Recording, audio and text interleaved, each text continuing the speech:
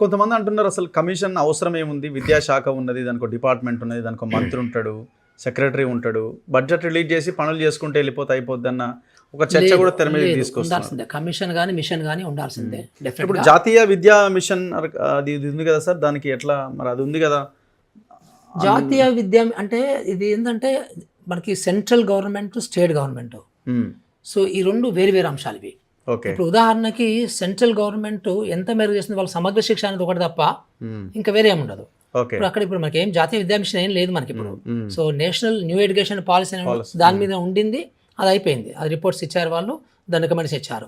So ఇదేంటంటే ఈ education విద్య అనేది ఉమ్మడి జాబితాలో ఉంది, అంటే రాజ్యాంగంలో ఉమ్మడి జాబితాలో ఉంది. సో కొన్ని అంశాలు గవర్నమెంట్ ఆఫ్ ఇండియా పరిధిలో ఉంటాయి, కొన్ని అంశాలు రాష్ట్ర పరిధిలో ఉంటాయి, కొన్ని అంశాలేమో ఉమ్మడి పరిధిలో ఉంటాయి. సో ఈ విద్య కూడా ఉమ్మడి పరిధి అన్నమాట ఇది. సో అంటే గవర్నమెంట్ ఆఫ్ ఇండియా పనిచేయచ్చు, రాష్ట్ర ప్రభుత్వం కూడా పనిచేయచ్చు. సో అందుకనే ఈ రెండు మిషన్స్ ఉంటే కూడా అంత పని ఉంది, చాలా పని ఉంది. సో ఇప్పుడు వాళ్ళు చూడాల్సిన అంశాలు వేరు. యాక్చువల్గా వాళ్ళు చూడాల్సిన అంశాలు ఏంటంటే ఏ రాష్ట్రాలకి ఎక్కడ మనం సపోర్ట్ చేయాలి, ఎట్లా సపోర్ట్ చేయాలి అనే అంశం చూసుకోవాలి వాళ్ళు. అట్లాగే సెంట్రల్ విద్యా సంస్థలు ఉన్నవి, కేంద్రీయ విద్యా సంస్థలు ఉన్నవి, సో రీసెర్చ్ గురించి చూడాలి. సో అట్లాగే ఇంటర్నేషనల్గా సంబంధించిన గుడ్ ప్రాక్టీస్ని ప్రమోట్ చేయడం గురించి చూడాలి. అట్లా వాళ్ళు చేసే వాళ్ళకు ఉన్నవి.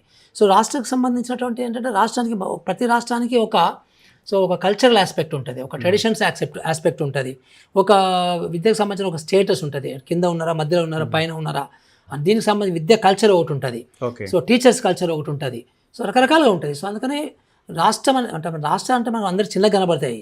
మన రాష్ట్రము నిజంగా ఒక కంట్రీ అయితే ప్రపంచంలో 200 దేశాలలో 36 పెద్ద దేశం అయింది తెలంగాణ. సో అట్లా ఎందుకంటే బుల్లి దేశాలు ఉంటాయి కదా, మన తెలంగాణ అనేది ఒక పెద్ద దేశంలో అయినా అనుకోవచ్చు మనం, అంత పని ఉంటుంది. పని విషయంలో మాట్లాడితే సో అందుకనే రాష్ట్రానికి ఒక కమిషన్ ఉండడం అనేది మంచి పని, మంచి అవసరం కూడా, చాలా అవసరం, మంచి పని అది. సో తద్వారా మన యొక్క సమస్యల్ని, మన 16 యూనివర్సిటీలు, మన 30,000 స్కూళ్ళు, మన 450 కాలేజీలు, సో మన టీచర్లు, సో మన ఎస్సీఆర్టీ, సో ఇవన్నిటికి సంబంధించిన చాలా మీకు స్టడీ చేయాల్సిన అవసరం వస్తుంది. దానికి చాలా టైం కావాలి, నిష్ణాత కావాలి, సో నైపుణ్యాలు కావాలి, సో ఎక్కడెక్కడ ఏం దొరుకుతుంది కావాలి, సో బయట రాష్ట్రాల్లో ఉన్నటువంటి మంచి ప్రాక్టీస్లు ఏమున్నాయి కావాలి, బయట దేశాలలో మంచి ప్రాక్టీస్లు ఏమున్నాయి కావాలి తెలుసుకోవాలి. సో అవన్నిటిని మనము ఒక మంచి భోజనం వండి పెట్టాలన్నమాట రాష్ట్రానికి.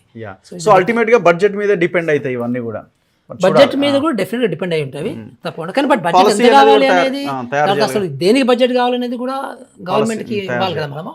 సో అవి డిపార్ట్మెంట్స్ చేయలేదు, departments they are busy in their own things అన్నమాట. సో ఇట్లా కమిషన్ లాంటిది ఒక అడ్వైజరీ బాడీ, ఒక ప్రొఫెషనల్ బాడీ ఉంటేనే మనకు మంచి ఇన్పుట్స్ వస్తాయి, ఒక మంచి ఫలితాలు కూడా రావడానికి. మెంబర్స్ ఇంకా డిసైడ్ గవర్నమెంట్ డిసైడ్ చేస్తుంది. సో ఎప్పుడు సార్ మీరు అపాయింట్మెంట్ లెటర్ ఆర్ విధుల్లోకి చేరేది ఎప్పుడు? చూద్దాం, ఏముంది, రాత్రి వచ్చింది, సో 2-3 రోజుల్లో జాయిన్ అవుతాను. సో నేను అంటే మా వైపు నుంచి మేము ఎక్స్పెక్ట్ చేసేది ఏంటంటే రాబోయే రోజుల్లో మీరు ఈ కమిషన్ పదవిలో కొనసాగుతూ విద్యని ఇంకా బలంగా ముందుకు తీసుకెళ్ళి, అంటే ఏదైతే విధ్వంసం జరిగిందో అది మంచి ప్రగతి దిశగా ముందుకెళ్తూ, సో మీరు ఎక్కడా కూడా అసంతృప్తి చెందకుండా గవర్నమెంట్ ద్వారా మళ్ళీ బయటకు వచ్చే పరిస్థితి ఉండకూడదని మేము కోరుకుంటున్నాం. Anyway thank you sir, thank you very much, thank you. So ఇది ఆకునూరి మురళి గారితో, విద్యా కమిషన్ చైర్మన్ మురళి గారితో స్పెషల్ ఇంటర్వ్యూ. చూస్తూనే ఉండండి మన తొలి వెలుగు.